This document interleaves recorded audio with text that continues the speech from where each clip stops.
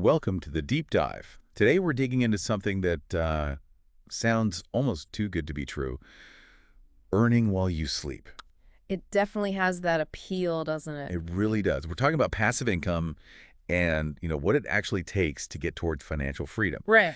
So our plan here is to walk you through the main ideas, the practical stuff, pulling out the key bits from the source material we've looked at.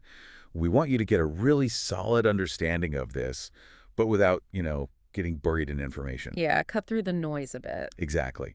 Okay, so let's unpack this because there are some surprising things and some really useful ideas in here. Let's do it. All right, first things first, the basic question. What is passive income exactly?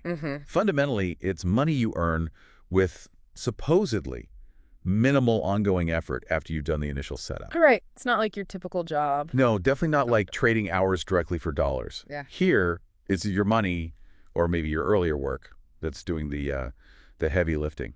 And I think what's really key, looking at the research, is why this matters so much. It's really about decoupling your time from how you earn. Ah, okay. It's not just about getting more money, though that's nice. It's about getting your time back. That's the real prize. Time, right, the most valuable thing. Exactly. Imagine having the freedom to, I don't know, pursue a hobby, spend more time with family, maybe even retire early, not because you're off the clock, but because your income streams are working in the background. Yeah. Like the sources gave a concrete example. Say you have $100,000 invested in dividend stocks, and they yield, let's say, 3%. That's $3,000 a year passively. Enough for a decent trip or a good chunk of savings. Precisely. It's a potentially life-changing shift in perspective. It really is the dream, isn't it? Checking your account and seeing money pop up. But okay, here's the big catch, the thing people maybe gloss over. There's always a catch. Almost always. Pretty much every passive income stream needs some initial work or money or, let's be honest, usually both before it gets truly passive. For someone new to this, what's usually the biggest shock about that initial part? Is it the time needed?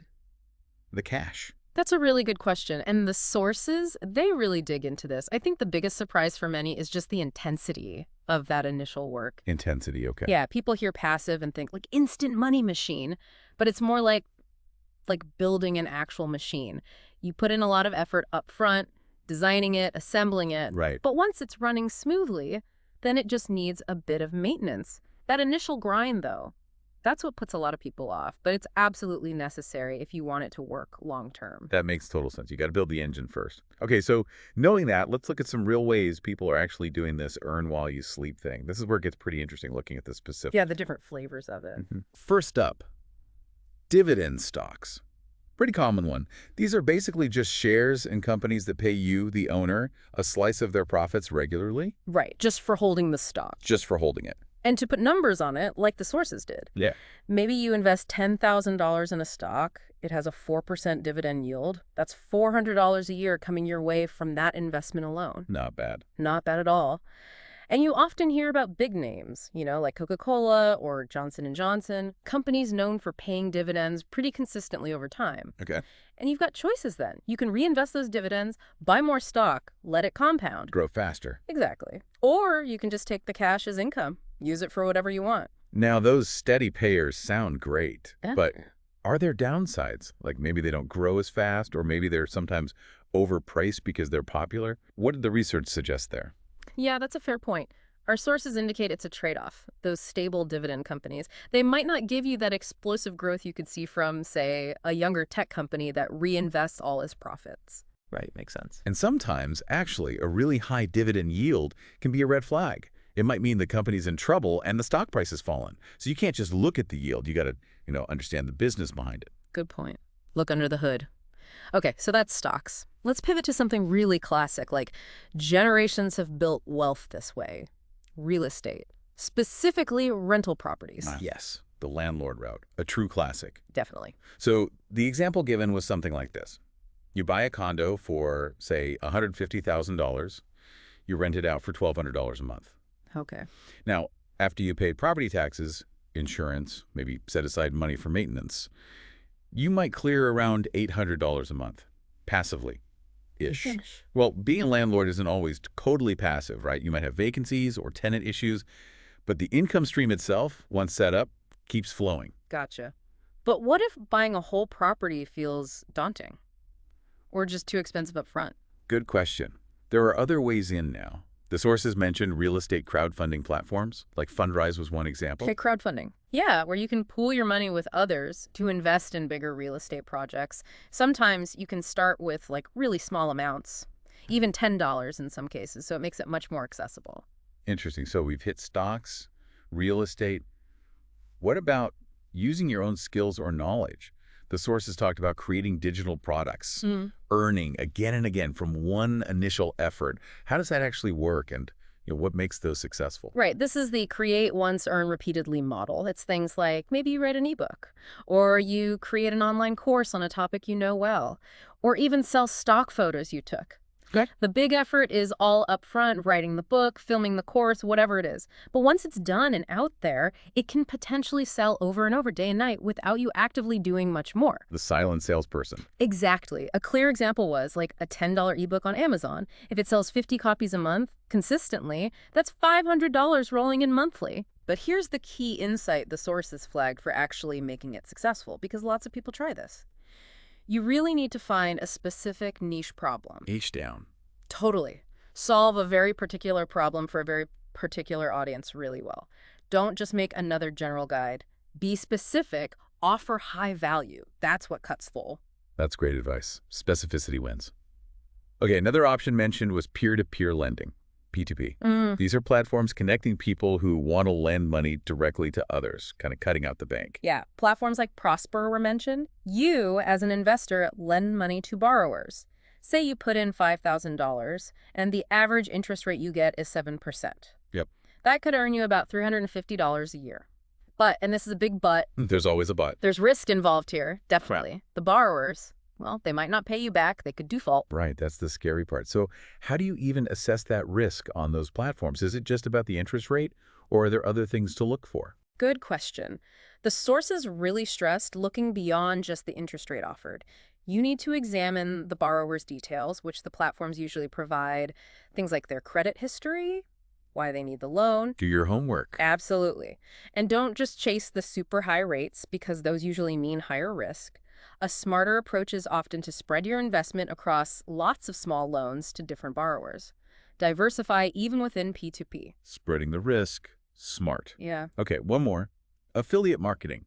This seems popular for people with blogs or social media following. Yeah, or even just a website where you review things. Basically, you recommend products or services, and if someone buys through your unique link, you get a commission. Simple concept. Simple concept. Okay. And the example was pretty compelling. Even just one well-placed affiliate link in a blog post that gets decent traffic, that could potentially bring in $100 or more each month, with pretty minimal ongoing work once the content is up. If you have the audience. If you have the audience and their trust, yes, that's key. Okay, so those are some popular streams. Now, how do people actually build these things effectively? Yeah. One thing to know the options, another to make them work. Exactly. And the sources had some really practical strategies.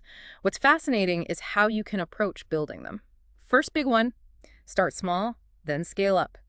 Don't need a fortune to begin. Absolutely not. That's a myth. You can start really small, like $100 in a dividend ETF that's an exchange-traded fund, basically a basket of dividend stocks, makes diversification easy. Okay. Or just create one digital product to test the waters.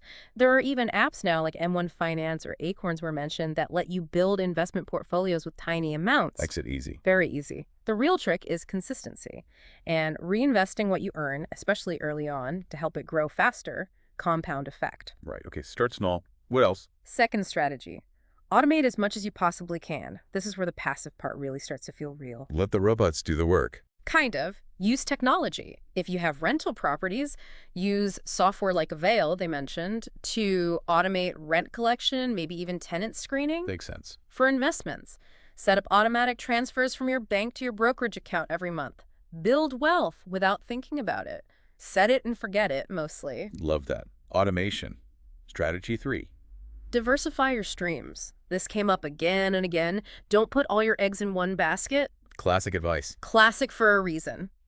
One source used the metaphor of a three-legged stool.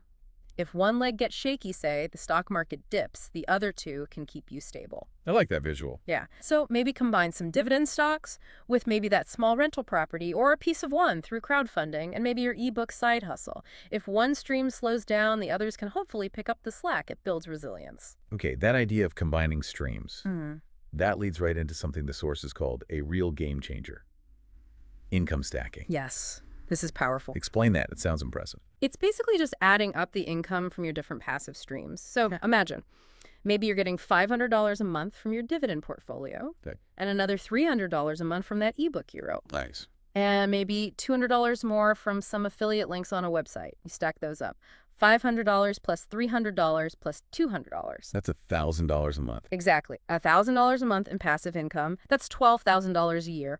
That could cover a car payment, boost your retirement savings significantly, pay for a great vacation. It shows how combining even modest streams can really add up. Wow. So what does this all mean for you, the listener? Stacking makes a real difference. It really can. Now, okay, this all sounds fantastic, but let's be real. There must be mistakes people make, right? Yeah. Let's help everyone listening avoid some common frustrations, those rookie errors. Oh, definitely. Pitfalls bound. First one seems obvious, but probably trips people up, Yeah. expecting results instantly. Huge one. Passive income takes time, period. Whether it's building up enough capital to invest or growing traffic to your blog or writing that ebook, it doesn't happen overnight. Patience is key. Patience and persistence. One source pointed out it's often a psychological hurdle. You see passive and you think instant. But building these streams, it tests your consistency, especially when those first returns are tiny. You got to play the long game. Right. Got to stick with it. Okay, mistake number 2. Ignoring the risks. We touched on this, but it bears repeating. Every single one of these streams has potential downsides. Such as? Well, dividend stocks. Companies can cut their payouts, happens all the time. Rental properties, tenants might stop paying rent, or you could have unexpected expensive repairs. Yeah. Digital products, maybe nobody buys it, it just flops. Peer-to-peer lending. Borrowers default. You have to do your homework. Understand the specific risks of whatever you choose. And only invest. Only invest what you can genuinely afford to lose, especially when you're starting out. And understand that diversifying within one type, like buying lots of different dividend stocks, isn't the same level of protection as diversifying across different types of income streams. That broader diversification gives you a stronger safety net. Good distinction. Okay, final mistake to avoid. Spreading yourself too thin. It's so easy to get excited and want to try everything at once. Dividend stocks and real estate and an ebook and affiliate marketing. Shiny object syndrome. Exactly. But the sources strongly advised against that, especially at the beginning. The smarter move. Focus. Pick one, maybe two, streams that really resonate with you and your situation. Master them first. Yeah. Get them working properly, generating consistent income, learn the ropes, then maybe think about adding another one. Trying to juggle too much early on just leads to burnout, and honestly, you probably won't do any of them very well. Solid advice. Focus beats frenzy. Okay, so that wraps up our deep dive into passive income. Quite a journey. It really is. The main takeaway seems clear. Yes, it's a powerful way to earn money with less ongoing effort, but it absolutely starts with smart choices up front, some initial investment, either time or money, and a healthy dose of patience. Couldn't agree more. And if you're curious and want to start exploring some of these ideas further, the sources did mention a couple of platforms, like Dividend.com for stock research, or maybe Gumroad if you're thinking about selling digital products directly. Good starting points for research. Definitely. So as we wrap up, maybe a final thought for our listeners to chew on. Yeah, I think building on everything we've discussed, the sources kept highlighting this tension. Minimal ongoing effort is the promise, right?